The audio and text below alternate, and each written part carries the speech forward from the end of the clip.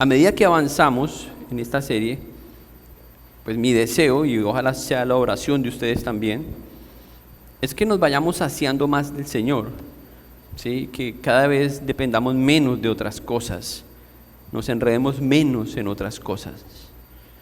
¿Ustedes han escuchado hablar de Onésimus?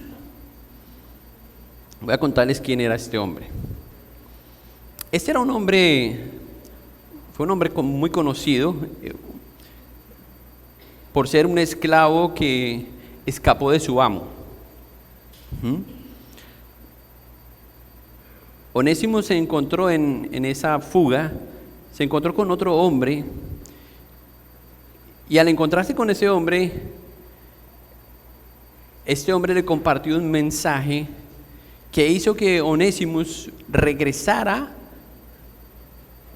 a su amo, del cual había escapado como esclavo.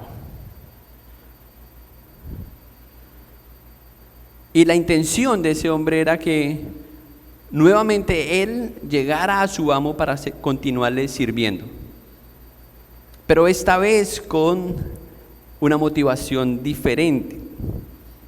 Y tanto la vida de Onésimos como la vida de Filemón, así se llama el amo, cambiaron por el encuentro que tuvo Onésimos con el apóstol Pablo.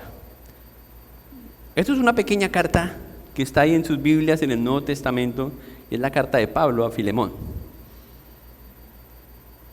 Un esclavo que dejó de ser esclavo para seguir siendo esclavo, pero esta vez con una motivación diferente, y era servir voluntariamente.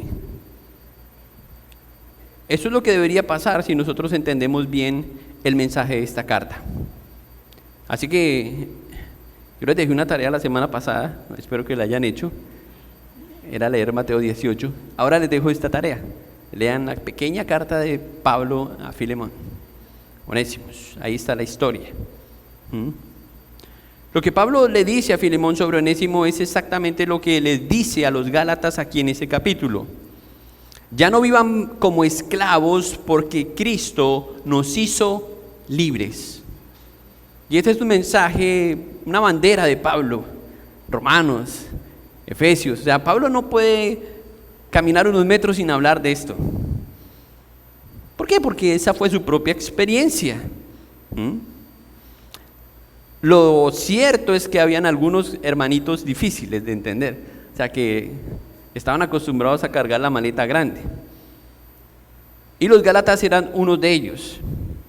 En lugar de disfrutar su nueva vida en Cristo, su nueva identidad, que Pablo ya les aclaró, que ya no son esclavos, sino que son hijos, herederos además, ellos insisten en algunas cosas que son innecesarias para el viaje. Querían volver otra vez voluntariamente a su esclavitud y a las cosas que ellos creían que eran necesarias. Ahora, es bueno que nos hagamos esta pregunta mientras desarrollamos este mensaje. ¿Será que estamos viviendo como Onésimo? O dicho de otra forma, ¿será que estamos viviendo como verdaderos hijos de Dios, o seguimos atados a la esclavitud, a algunos pecados o a la religiosidad? Trate de encontrar la respuesta a esta pregunta de forma personal. Espero que el mensaje les ayude a encontrar esa respuesta.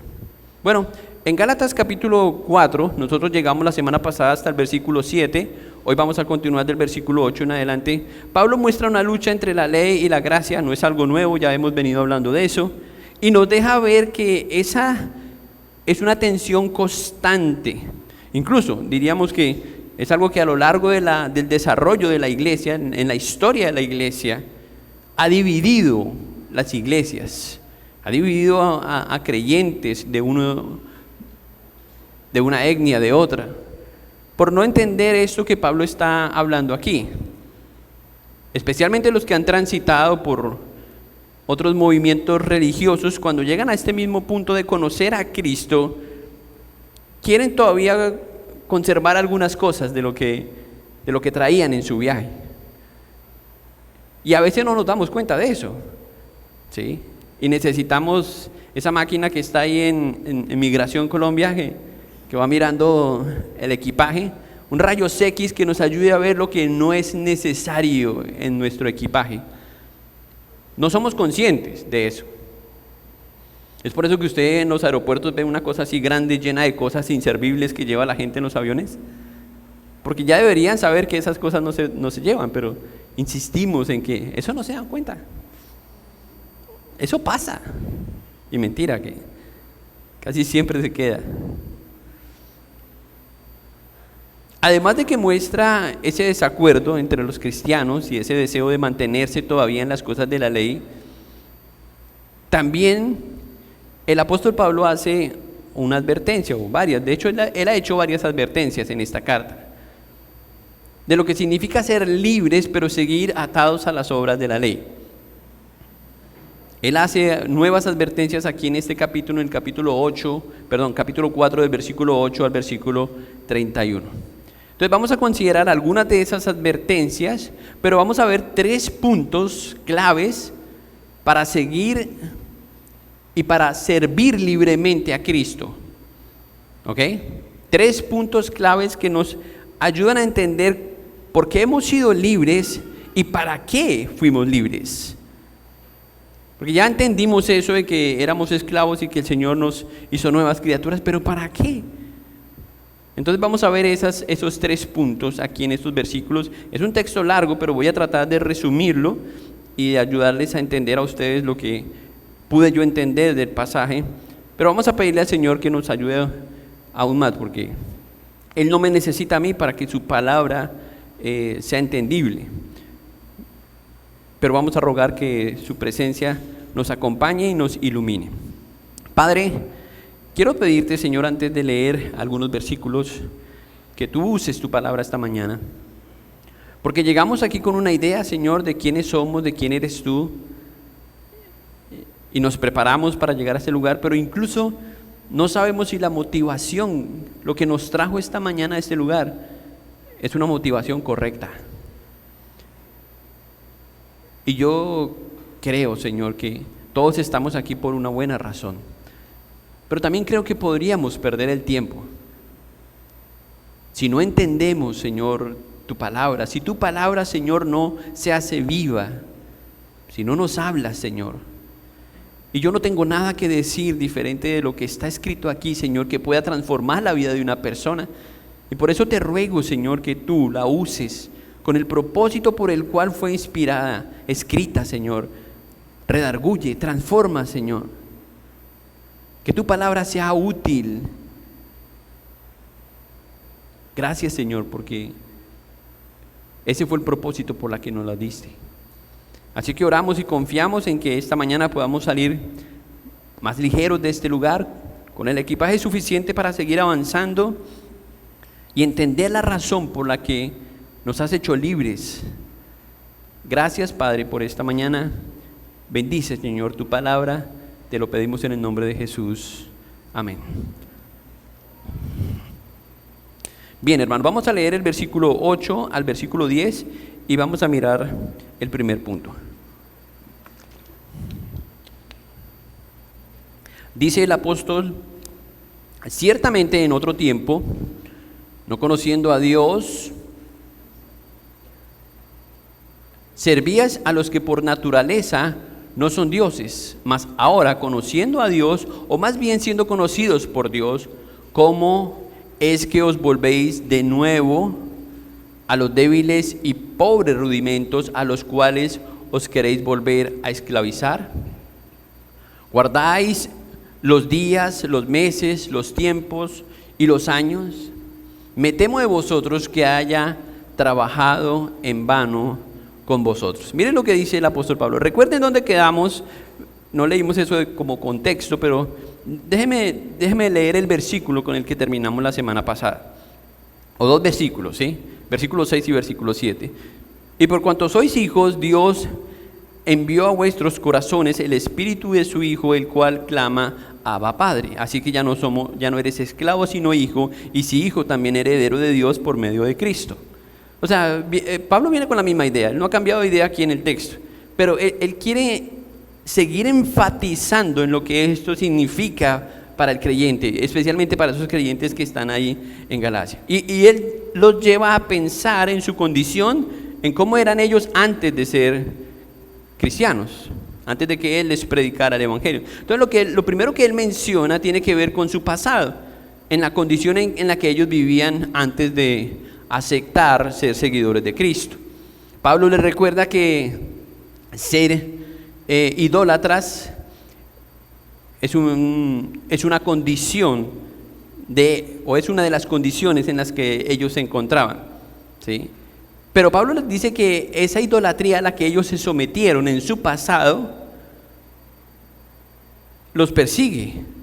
Es una condición y que pueden volver a creer en esas cosas o a enredarse, y les recuerda que mayormente está hablando a gentiles.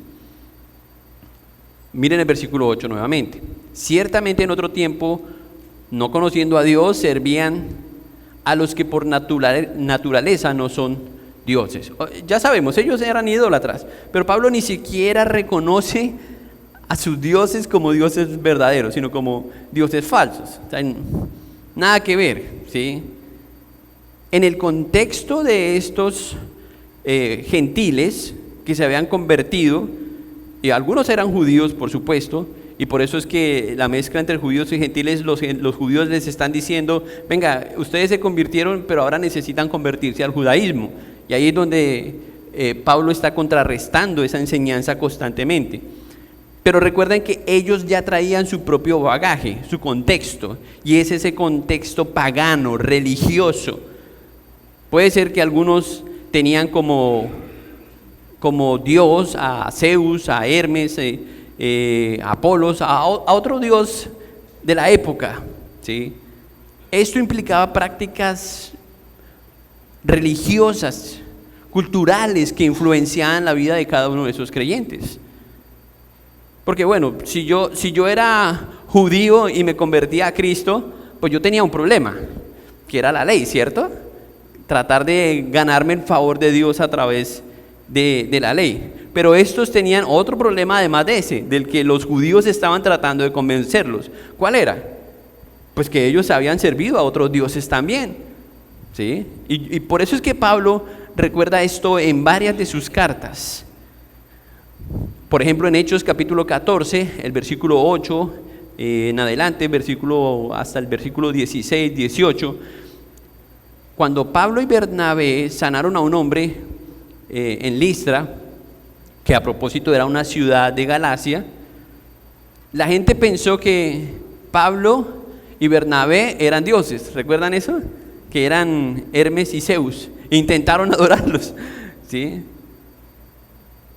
Eran dioses en forma humana. ¿Por qué? Porque era la costumbre de ellos. Entonces ellos estaban viendo cosas obviamente sobrenaturales en Pablo y Bernabé. Ellos estaban haciendo milagros, y ahí viene la respuesta de estos paganos, de adorar, ¿sí? Quisieron ofrecer sacrificios.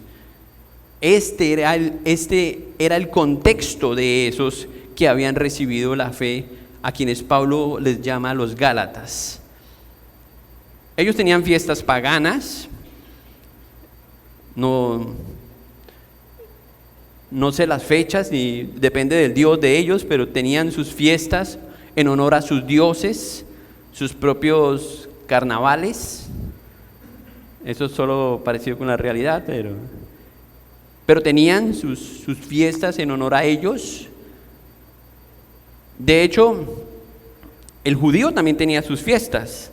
Tenía, algunos dicen que son 7 o 9 fiestas para celebrar también, pero también tenían el propósito otra vez del cuidado meticuloso de la ley, ¿sí?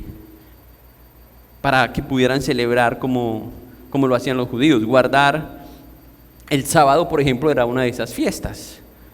Entonces ellos se cuidaban de esto para ganar el favor de Dios.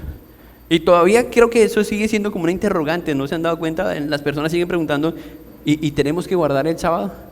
Pero parece que no han leído Santiago, porque Santiago dice que si uno quebranta un punto de la ley, ya ha incumplido la ley. O sea, para aquellos que guardan el sábado, yo les digo, bueno, si guardan el sábado, deberían guardar todos los mandamientos de la ley. No solamente el sábado, todos. Incluso deberían tener un año sabático, como lo hacían los judíos. Escogen algunas cosas sí, otras cosas no. El caso es que yo les estoy hablando del contexto de ellos, porque estas cosas eran las que ellos habían traído y ahora estaban luchando con esto, mientras que los falsos maestros estaban tratando de enseñar nuevas cosas, ¿sí? Que necesitaban poner algo más en la maleta. Y obvio que no era de esa forma, ¿sí? Por supuesto que Pablo y Bernabé no permitieron que eso pasara cuando intentaron adorarlos a ellos. Un escenario que suena muy bien para los que quieren quitar algo y reemplazarlo por otra cosa. Es decir, si los gentiles venían de tener esos dioses paganos y ahora les están ofreciendo otro paquete diferente que suena más espiritual, unas fiestas judías, pues suena bien, ¿cierto? Porque te quitan una costumbre pagana y te van a imponer otra que parece más piedosa, pero al final te aleja de vivir libre en la gracia, porque eso es lo que hemos aprendido de la ley, que nos mantenía esclavos. La ley no tenía ese propósito, la ley tenía el propósito simplemente de mostrarnos nuestra incapacidad para buscar a Dios, y siempre ha sido ese el propósito de la ley. Otros ejemplos en los que pude pensar también están ahí en Hechos, el capítulo 19 de Hechos, el versículo 23 en adelante, todo el capítulo que resta del 19. Cuando ahí en Éfeso, algunos hombres se dedicaban a fabricar estatuas de otra diosa, era Artemisa. ¿Qué pasó con esos hombres? La cogieron en contra de Pablo, de la predicación de Pablo. ¿Por qué? Porque Pablo les estaba dañando el negocio. Porque claro, como ellos vivían de la idolatría, de las imágenes y este asunto, entonces Pablo empezó a predicar que nada de eso era necesario, que la sola gracia era suficiente, justificados pues por la fe, y les estaba dañando el negocio, ¿sí? Otra área contaminada por la idolatría, sin contar que los que creían en Afrodita, que era otro dios de moda, ¿sí? Otra dios de moda, ¿sí? Que muchos creían que si creían en ella tenían algunas virtudes en la fertilización y demás cosas, pero al final todo era un desastre. Ahora, si ustedes miran lo que acabamos de leer aquí en los primeros versículos 8 al versículo 11, aquí en estos versículos, y este es el primer punto, aquí en estos versículos descubrimos la primera clave para vivir libres y servirle a Cristo. Y es no ignorar los peligros de donde veníamos, de la esclavitud. Muchos de nosotros hemos atravesado por cosas que ni siquiera podemos testificar. Sí, y yo he escuchado gente desde el satanismo, hechicería, y esas cosas afectan la vida del cristiano, ¿sí? Y tenemos que tener cuidado, especialmente cuando hay falsos maestros, cuando hay enseñanza que viene y nos aborda de toda dirección. Tenemos que tener cuidado, porque eso está mezcladito.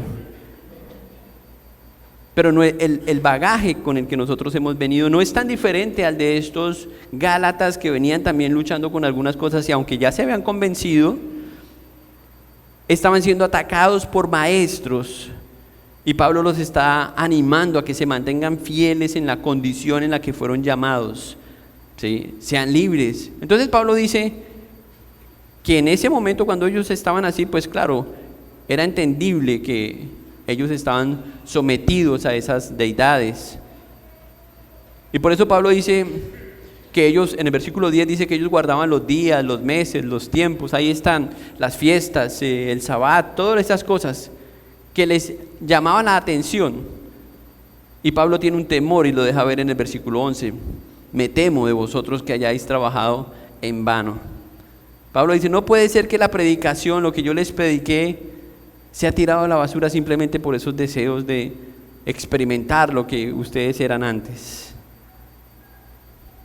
De esto salen muchas cosas que afectan la nueva vida del cristiano. Porque esas tradiciones, esa cultura, esas religiones, esa idolatría ha convertido, no solamente en esa época, sino en esta época, a personas supersticiosas, ¿sí? Con creencias que no son fáciles de dejar, que todavía están ahí pegadas. Porque la carne, de alguna forma, disfruta de eso. ¿Sí? El fetichismo y la cosita ahí de querer saber qué va a pasar mañana y el conocer el futuro, esas cosas que vendía o que vende tan comúnmente la idolatría. En otra ocasión, cuando Pablo lidió con estas cosas, en Hechos capítulo 16 también, le costó varios azotes a Pablo, ¿sí? Incluso Pablo fue encarcelado por esto, cuando él predicaba y les dañaba el negocio a otros o hacía que otros dejaran de creer en esto.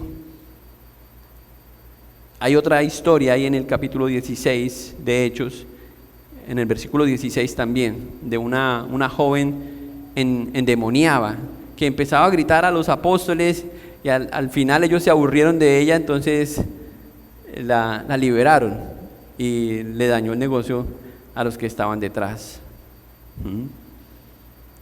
Hermanos, servir a estos dioses del pasado significa una vida totalmente dominada, controlada por la idolatría.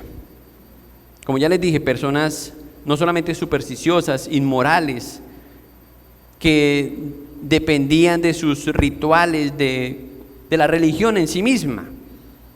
Eso era lo que los hacía sentir seguros, lo que les daba tranquilidad al pensar en el futuro de ellos. Y esto es lo que hace la idolatría, ¿sí? Vende cosas que en realidad no puede pagar. Una falsa ilusión de paz, una falsa tranquilidad, una falsa prosperidad. Y la gente cree que eso está bien. Bueno, Pablo les dice a los Gálatas, Cristo los ha librado de todo eso.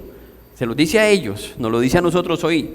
Y que volver a la esclavitud de la ley era tan absurdo como regresar a esa idolatría. Entonces, de alguna forma, Pablo está comparando el ofrecimiento de los falsos maestros con lo que ellos habían aprendido de su vida antigua en la idolatría. Y les está diciendo, si ustedes aceptan lo que los falsos maestros están vendiendo, de imponer cosas del judaísmo, circuncisión y guardar fiestas y demás, es lo mismo que ustedes, con lo que ustedes llegaron cuando Cristo los hizo libres. ¿Entienden? Es como reemplazar una cosa que usted traía en la maleta por otra, pero al final la maleta sigue con el mismo peso. Y eso es lo que no me gusta de esos cursos de internet, porque uno dice que esos cursos le ayudan a uno, pero en realidad la gente ahora lleva más cosas en la maleta, más cosas innecesarias, porque las aprendió a empacar mejor. Pero no es para ser más ligeros. Y así somos como creyentes. Pablo dice entonces a los Gálatas, Cristo nos ha librado de todo eso. ¿Qué aplicación podemos ver de esos versículos nosotros hoy día? Bueno, yo sé que aquí nadie adora a Zeus, o eso espero. Pero muchas personas siguen confiando en la suerte. Sí, cristianos, que juegan la lotería, el chance, sí. Yo no sé cómo dicen ser cristianos, pero sí. Son supersticiosos, sí. Compran el agüita, la cosita, la vainita para que les vaya bien, ¿cierto? El esfuerzo humano, en lugar de depender de lo que Pablo ha dicho, la gracia te es suficiente. Pero si es suficiente, ¿por qué a él le va bien y a mí no? Lo vamos a entender en el último punto de este mensaje. Pero lo que el Señor quiere enseñarnos otra vez, y lo que Pablo está tratando de enseñarles a ellos, oiga, no ignoren de dónde vienen ustedes, no ignoren lo que ustedes fueron.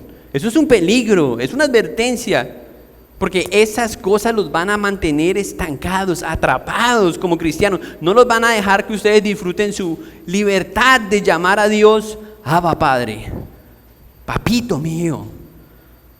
porque los va a mantener ahí dependientes de esas cosas. Sí, sí, mija, pero recuerde que necesitamos hacer esto. O sea, siempre poniendo otras cosas, añadiendo otras cosas a la fe. Y eso obviamente no va a resultar en bendición. Hoy también enfrentamos la tentación de depender de reglas. Y no estoy hablando solamente de cosas fuera de la iglesia. Hay personas que si no se les da una instrucción dentro de la iglesia no lo hacen. O sea, necesitan el régimen, la ley.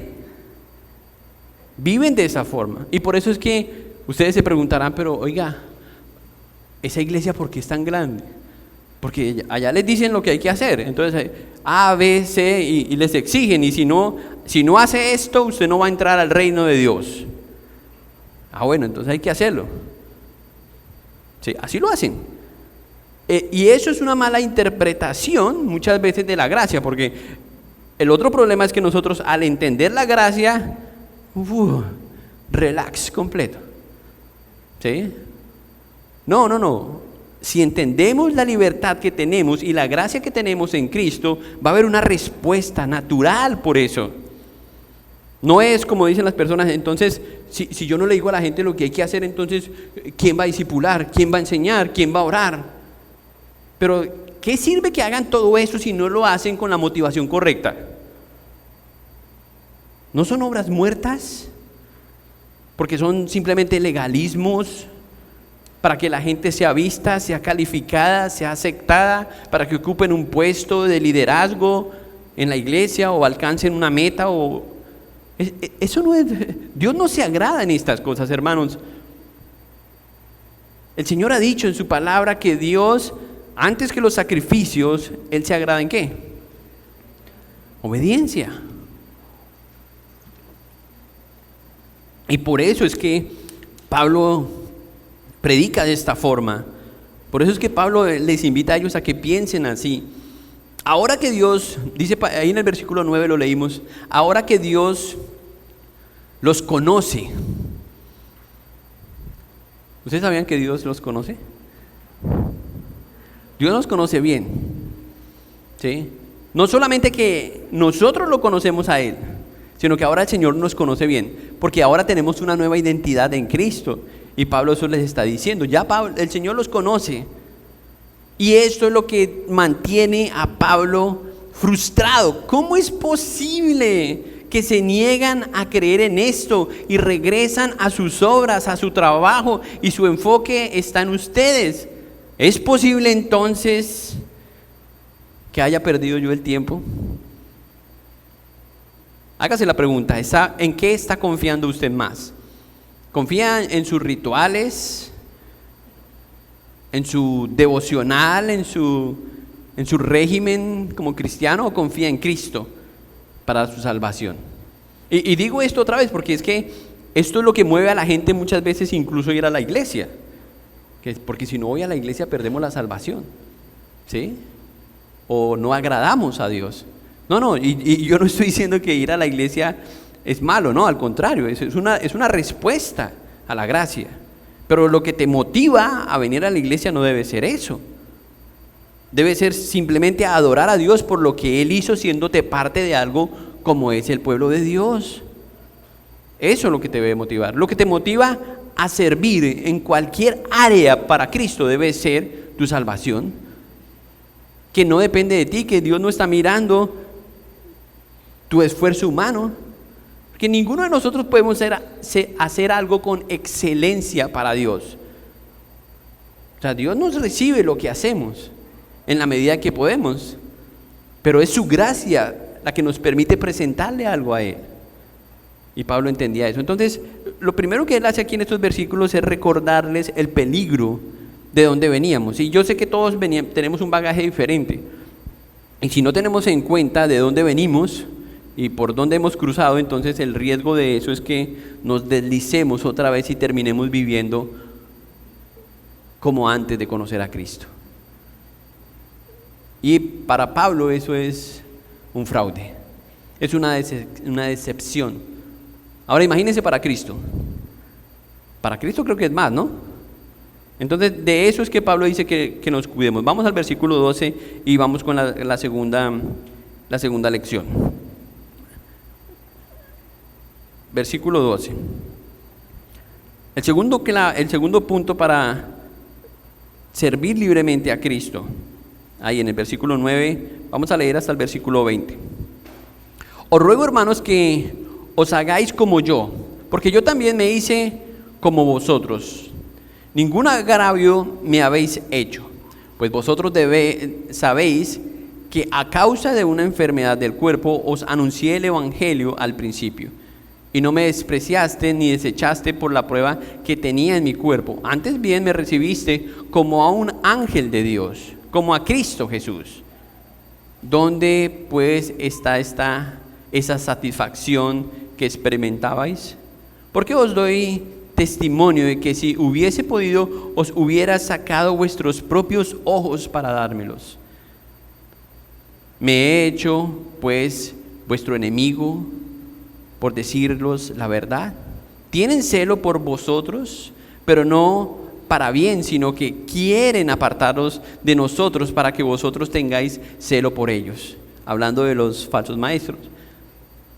Bueno es mostrar celo en lo bueno, siempre, y no solamente cuando estoy presente con vosotros, hijitos míos, por quienes vuelvo a sufrir dolores de parto, hasta que Cristo sea formado en vosotros. Quisiera estar con vosotros ahora mismo y cambiar de tono, pues estoy perplejo en cuanto a vosotros.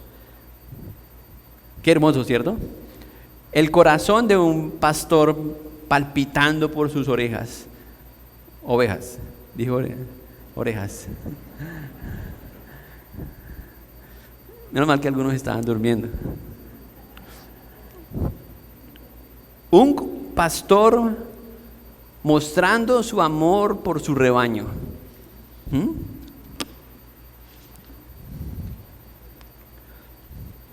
Aquí hay una lección importante para que uno pueda disfrutar de la libertad que tenemos en Cristo y servir a Cristo, y es el corazón de un verdadero siervo.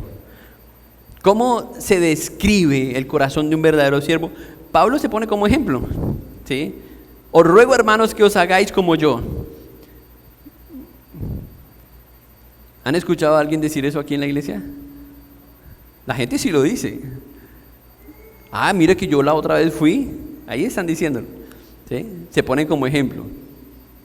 Y eso no está mal cuando estamos haciendo algo que honra a Cristo. Bueno, eso no está mal, porque eso es ser buen testimonio para los demás. Lo malo es ser jactancioso y orgulloso cuando lo dice, y ahí es donde viene el problema. Pero eso no estaba en la vida de Pablo. Pablo lo está citando porque él sabe que la iglesia puede ser edificada con eso. En esta sección de aquí, del versículo 12 al versículo 20, Pablo revela su corazón de pastor y les ruega que sean como él, porque él se hizo como un gentil libre de la ley. ¿Recuerdan lo que les dije, que ellos eran paganos? Y bueno, Pablo era un judío, pero él dice: yo me hice como ustedes también, como uno que no necesitaba la ley, olvidando todo lo que yo aprendí. Háganse entonces de esta misma forma. Les recuerda cómo la libertad que tuvieron con él en medio de su enfermedad les pudo mostrar amor. Pablo dice: ustedes me recibieron a mí cuando yo fui y les prediqué. Parece que Pablo estaba enfermo, ¿cierto? Y él les predicó el evangelio y a ellos no les importó. ¿Por qué? Porque estaban escuchando el evangelio. Y Pablo les recuerda eso. Pablo les dice: mire, ustedes me recibieron a mí, yo estuve enfermo, escucharon la verdad. Y por eso les dice ahí, me gusta como lo dice ahí, en el versículo 15 dice, les hace esta pregunta: ¿dónde pues está esa satisfacción que experimentaron cuando me sirvieron? Ese es el corazón de un siervo. Cuando ustedes sirvieron, ¿dónde estaba esa experiencia de amor al servirme? ¿Dónde estaba eso? Eso no puede venir si no es de un corazón de siervos. Es decir, ellos entendieron el evangelio. Por eso Pablo les habla como cristianos, porque ellos recibieron la verdad. Y ahí hay esas evidencias, y por eso es que Pablo sufre, porque él dice: ustedes mostraron fruto de lo que yo les sembré. Pues vosotros sabéis que a causa de una enfermedad del cuerpo os anuncié el Evangelio. Oiga, ¿quién iba a pensar que Pablo se valía hasta de la enfermedad para predicar? Yo esta semana visité a 2 personas en la clínica y yo les dije eso, no porque estaba pensando en el mensaje, pero yo sé que es así. Dios se puede valer de nuestra salud o de la falta de ella para que otros vean a Cristo. Ahora, no era que Pablo estaba tirado en una cama y la gente llegaba y lo visitaba no, sino que Pablo no le importaba cómo estaba. Parece que Pablo tenía un problema en los ojos, era su enfermedad. Pues, ¿cómo sabemos eso? Mire el versículo 15. Dice: os hubieran sacado vuestros propios ojos para dármelos. Eso me hace pensar que si usted piensa que es otra cosa, está bien. Usted me va a decir, no, que era un aguijón y que el aguijón era por aquí. Estaba enfermo, dejémoslo ahí. Pero el asunto es que Pablo dice: ustedes hubieran hecho lo que fuera por mí. Si era necesario sacarse sus ojos, me lo hubieran hecho. Y ahí él está mostrando esa relación entre el siervo de Dios y el discípulo, quien recibió la palabra, quien recibió el Evangelio. Y por eso es que él hace la pregunta: ¿dónde está esa satisfacción que ustedes tenían de servir a Cristo? ¿No es eso suficiente para que ustedes vivan su fe libre y no tengan que regresar a esos rudimentos de la ley? Eso es el Evangelio. Me he hecho pues a vosotros enemigo por deciros la verdad. Miren, un verdadero siervo nunca va a tener problema con eso. Decir las cosas como son, cuando son. ¿Ha tenido problemas usted por eso? Sí, claro. Si usted es un cristiano, usted predica el Evangelio y el Evangelio ofende a la gente. ¿O usted no se ha sentido ofendido por el Evangelio? Porque le dice que usted es miserable, que usted es un pecador, que no tiene esperanza. Encuéntrese usted a alguien en la calle que le diga eso y verá. Entonces se ofende. Pero esa es la verdad, al fin y al cabo es la verdad. Y Pablo dice entonces que él no importó, él decía la verdad, se mantenía firme en lo que él había dicho. Pero él se hace la pregunta aquí otra vez: ¿me he hecho pues vuestro enemigo por decirlo la verdad? Creo que muchas veces ganamos los creyentes, los buenos creyentes, se hacen enemigos de sus detractores por mantenerse fieles en la verdad, por defender la verdad, por creer que la gracia es suficiente para ellos. Pero también entiendo que en los tiempos que vivimos, la gente no quiere hacer alarde de la verdad. Todo es de acuerdo a como le conviene. El relativismo. Y eso es lo que queda del viejo hombre, ¿sí? De lo que veníamos, de la idolatría, de donde veníamos, ¿sí? ¿Cómo voy yo ahí? ¿Sí? Depende de cómo me vaya, entonces así yo puedo. Pero si usted tiene que decir la verdad a alguien en amor y predicarle el Evangelio, recordarle lo que está bien, lo que no está bien por amor a Cristo. No, pastor, porque es que nosotros no podemos juzgar a nadie. ¿Quién soy yo? No, usted proclame la palabra de Dios, que la palabra lo juzga, ¿sí? Pero tenemos la palabra de Dios quien nos juzga, quien dice a los hijos: esto no está bien, esto sí está bien. Y tenemos que predicarla con firmeza, sin importar si nos ganamos enemigos o no. No es lo que el Señor nos ha llamado. El Señor nos ha llamado a mantenernos fieles en la palabra, en la verdad. Y esa es la preocupación, ese es el dolor de Pablo, que Pablo predicó la verdad, que hubo frutos de ellos. Y ahora ellos regresan otra vez con que, ¿será? ¿Necesitamos otra cosa? Es por eso que Pablo está así. Un poco de frustración, un poco de desesperanza al ver a los cristianos. Es triste en realidad. Dios estaba respaldando a este hombre. Los falsos maestros, ¿qué hacen? Dividen, igual que lo hacen sus mensajes. Los mensajes también dividen, ¿sí? aunque no se presentan nunca de esa forma, pero también dividen. Mientras que el buen maestro actúa de una forma distinta, es coherente con la verdad. Y eso es lo que Pablo está haciendo aquí. Por eso es que Pablo dice, sean como yo, hagan lo que yo hice, vivan como yo vivo. Y lo menciona en más de una oportunidad. Versículo 19. Mire lo que dice ahora, hijitos míos, por quienes vuelvo a sufrir dolores de parto. Esa es una palabra tan tierna como la que leímos ahí en el versículo 7 y 8, 6 y 7, cuando dice Abba Padre. Esa es una palabra, mis bebés, mis queridos bebés, hijitos. En el griego tiene esa idea de algo muy personal. Pablo siente dolor por ellos como una madre que ha dado a luz. Ustedes entienden, ¿verdad? Mujeres. Ese es el dolor de Pablo, por ver aquí que sus hijitos se están desviando, están en peligro. ¿Por qué sabe que les falta algo? ¿Qué les falta? Miren el versículo 19, ¿qué les falta? La última parte del versículo 19.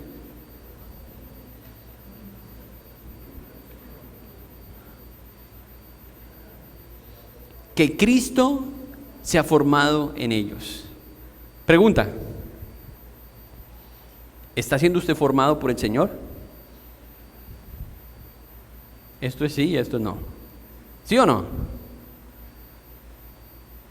Algunos se rehúsan, no, no es que no, sino que se rehúsan a que el Señor los forme. Eso es lo que Él ha prometido hacer con sus hijos, hacer su propia imagen en nosotros. Y eso implica muchas veces vaciar la maleta, quitar cosas de nosotros, y cosas a las que nosotros estamos aferrados. Incluso, a veces son personas que el Señor las quita, porque sabe que confiamos más en ellos, los que están a nuestro alrededor, que en ellos. Y hemos hecho de esas personas una idolatría. Han ocupado el lugar de Dios en nuestra vida. Dios es un Dios celoso. Él nos anhela, pero Él quiere que lo adoremos a Él. Así que este dolor que siente Pablo, por eso Pablo, yo no sé, esta frase, Cristo se ha formado en ustedes. Cristo se ha formado en ustedes. Esa es la oración de Pablo muchas veces. Él hace referencia a que el carácter de Cristo se ha desarrollado en la vida de cada uno de sus hijos. No es la camiseta simplemente, es el carácter. ¿Sí? Es el carácter. Escuchen cómo Pablo dice, mencionó esto a la iglesia en Éfeso, capítulo 4, versículo 13. Hasta que todos lleguemos a la unidad de la fe y del conocimiento del Hijo de Dios, a un varón perfecto, a la medida de la estatura de la plenitud de Cristo. ¿Cuándo va a pasar eso? A la hojita. ¿Cuándo va a pasar eso? ¿Cuándo va a pasar eso? Está pasando, hermano, ahora. No tengan miedo, está pasando. Cristo nos está formando. Y lo mejor de eso es que vamos a ir a la perfección. Sí, señores. Sin dolor, sin pecado, mentes limpias. Eso es algo extraordinario. Y eso es lo que el Señor prometió hacer. Y eso es lo que ahora está haciendo a través de su iglesia, para su gloria. Nos está transformando de gloria en gloria en la imagen de aquel que murió en la cruz por nosotros, su Hijo, Cristo. Eso es lo que Él le ha prometido, y es por eso que Él se lo repite allá a los Efesios. Solo un verdadero siervo puede exhortar con tanto amor y autoridad para decir lo que Pablo les acaba de decir a ellos aquí. Pero también solo un verdadero siervo puede responder a esa exhortación. ¿Cómo respondemos nosotros si fuéramos los Gálatas? Al escuchar lo que Pablo está diciendo, ustedes no han sido formados en Cristo, les falta, están siendo nenés, débiles. Amén. Vamos a Cristo, acudimos a Cristo, te necesitamos, Cristo.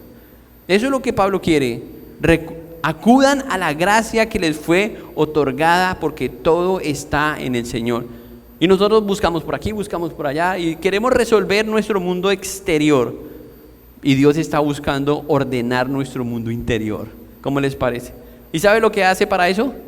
Desordena nuestro mundo exterior. ¿Con qué fin? Con el fin de ordenar nuestro mundo interior. ¡Wow!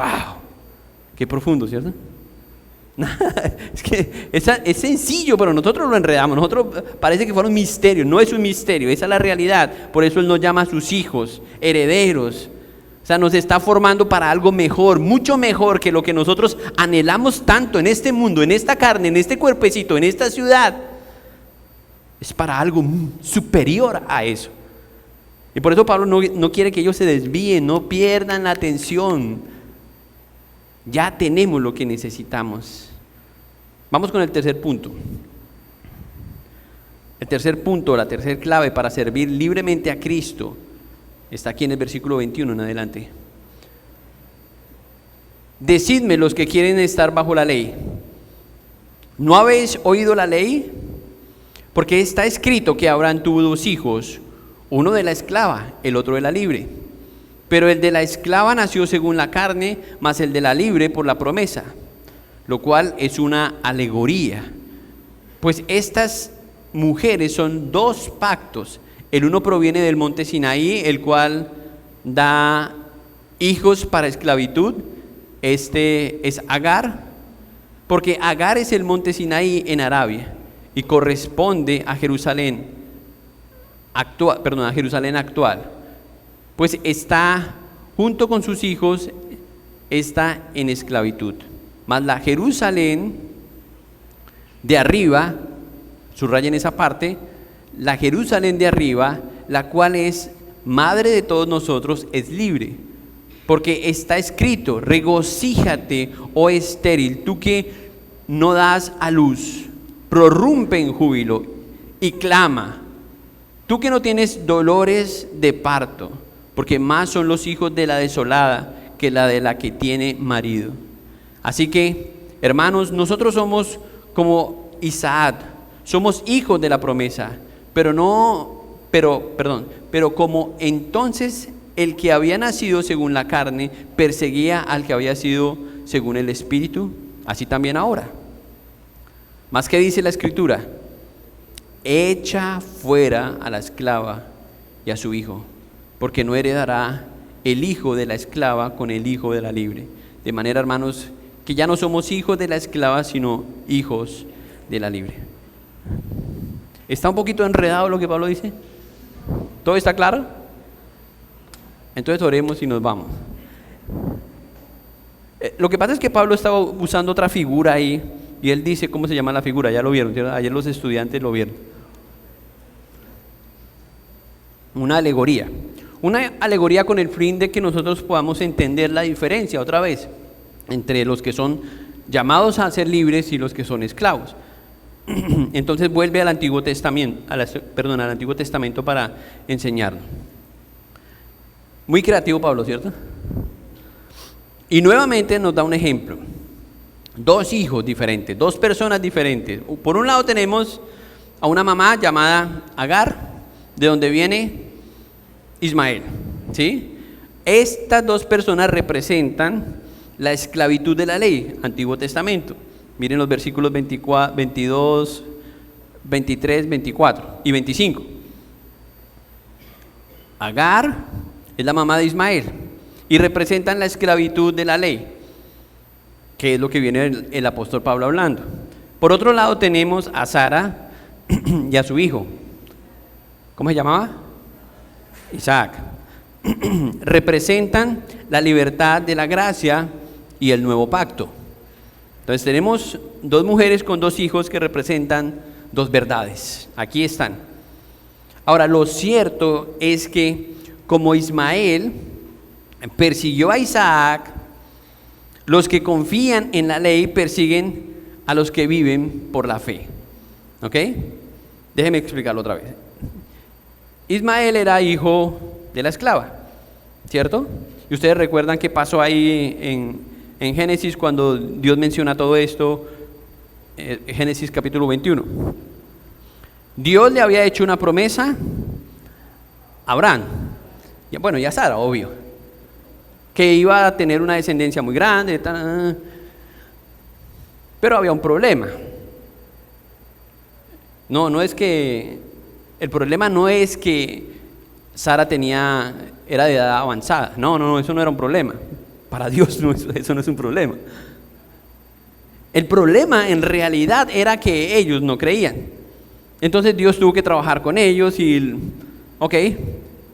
¿Cuánto tiempo pasó entre la promesa que Dios le dio a Abraham para tener hijos y entre el primer hijo? ¿Alguien sabe? No fueron unas horas, no fue que después, ¡pum! No, pasó tiempo. Incluso a Sara se le ocurrió una buena idea para cumplir la promesa de Dios. Buena idea. Dijo, no, pues como yo tengo una esclava, vamos a aligerar el asunto porque ya sabemos que Dios está a favor de eso, ¿cierto? Le dijo, Agar, ven acá. Y ya sabemos lo que pasó. Fue y se acostó con Abraham y ahí salió el pelado, ¿sí? Bueno, Dios va a cumplir su palabra porque Él prometió que va a cumplir una promesa y que a través de esa promesa Dios iba a bendecir las naciones.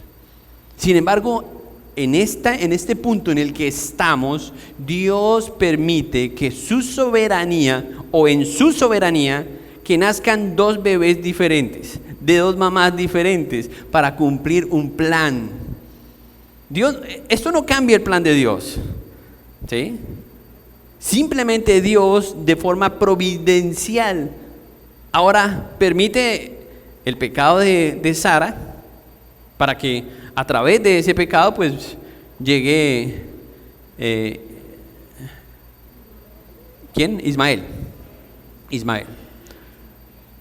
Miren, esto llegó a ser un problema entre Sara y Agar porque se empezaron a burlar. ¿Recuerdan que esa fue la razón por la que Sara le dijo a Abraham que la echara? Porque se empezó a burlar Ismael se empezó a burlar de Isaac. ¿Qué le produciría risa? ¿Por qué se burlaba? Bueno, lleva a tu mamá de 80 años al jardín. ¡Wow! O sea, el mismo Ismael no podía creer que Dios hubiera hecho algo tan sobrenatural y milagroso en la vida de Sara y que de eso resultara Isaac, están ahí. No, él no podía creer eso, algo sobrenatural, pero ahí está la gracia y la soberanía de Dios. Y por eso es que Pablo trae este pasaje a la mente de ellos. Dice, ¿se dan cuenta? Dios en su soberanía, no importa, ustedes eran paganos, no merecían nada, o por otro lado están los judíos, pero Dios en su gracia los llama a libertad. Y claro, de ahí tenemos una separación entre Ismael e Isaac, ¿sí? Y hay un marco grande de dos linajes que marcan la historia, dos linajes diferentes, con dos pasados diferentes. Desde entonces nosotros vemos las diferencias culturales entre ellos, las diferencias religiosas. De hecho, hasta el día de hoy hay tensión por eso, ¿sí? Porque de unos vienen los árabes y del otro vienen los judíos. Y usted sabe lo que pasa cuando hay un árabe y un judío en el mismo lado, ¿cierto? Bueno, nosotros casi ni entendemos eso, honestamente. Tenemos que ir a tierra de ellos para entender las proporciones de eso. Y otra vez, todo esto para simplemente indicarnos cómo nuestro Dios soberano se vale de lo que sea necesario para que nosotros podamos descansar en que su gracia y sus promesas son suficientes, porque no depende de lo que va a pasar aquí, es algo que Él está preparando para allá. Ese es el enfoque de Pablo.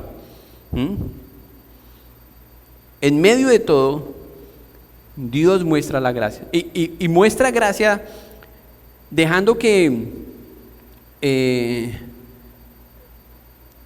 hijo de Agar tuviera una descendencia también larga. Porque Dios dice que ese pueblo también iba a ser un pueblo numeroso. Y ustedes lo pueden ver hoy día, ¿sí? Es evidente que la descendencia de Ismael es abundante. Eso es gracia, porque Dios pudo haber cortado con eso, un pecado, resolvió y chao. ¿Por qué tenemos esas dos etnias tan diferentes hoy día? Para recordarnos esto, hermanos, la gracia de Dios, porque por la fe de ellos, todo hubiera cambiado. Pero ella se puso a inventar que necesitaba ayudar a Dios. La fe, y Dios se lo demostró, Dios lo sacó y le dijo, así va a ser tu descendencia. Confía en el Dios que tienes. Y Dios va a hacer tantas cosas para recordarnos este mismo mensaje, que la gracia de Dios es suficiente. Y no sé por qué tenemos que pasar, si es por una enfermedad de los ojos como Pablo, no sé si es una pelea entre hermanos, lo que sea, pero Dios se va a valer de muchas gracias para recordarnos, hermanos, que lo que tenemos en esta tierra, que a lo que nos aferramos tanto, eso no es lo más importante. Es lo que el Señor nos ha enseñado, su gracia. La diferencia solo consistió en que Abraham solo tuvo que hacer una cosa: creer. ¿Sí? Eso era lo único que tenía que hacer. Los creyentes en Cristo no son esclavos hoy y tienen que hacer lo mismo para no serlo, solo creer. Eso es todo lo que tenemos que hacer para que las promesas de Dios se cumplan en nosotros. ¿Cuál era el tercer punto? Entender mejor la gracia y la soberanía de Dios para poder servir al Señor. Si nosotros seguimos dudando en lo que Dios ha dicho, en sus promesas, en sus planes, y no entendemos o no trabajamos para entender mejor su gracia y su soberanía, y gracias a Dios Pablo escribió esta carta, entonces vamos a seguir atrapados ahí, y va a ser imposible que nosotros podamos servir al Dios que nos salvó.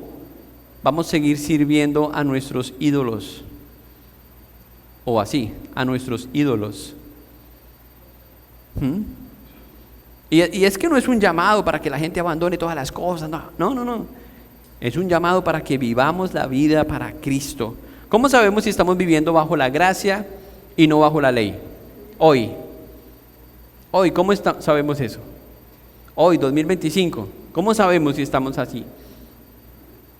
Bueno, mire a quién le está sirviendo, mire en dónde está invirtiendo, mire, revise eso.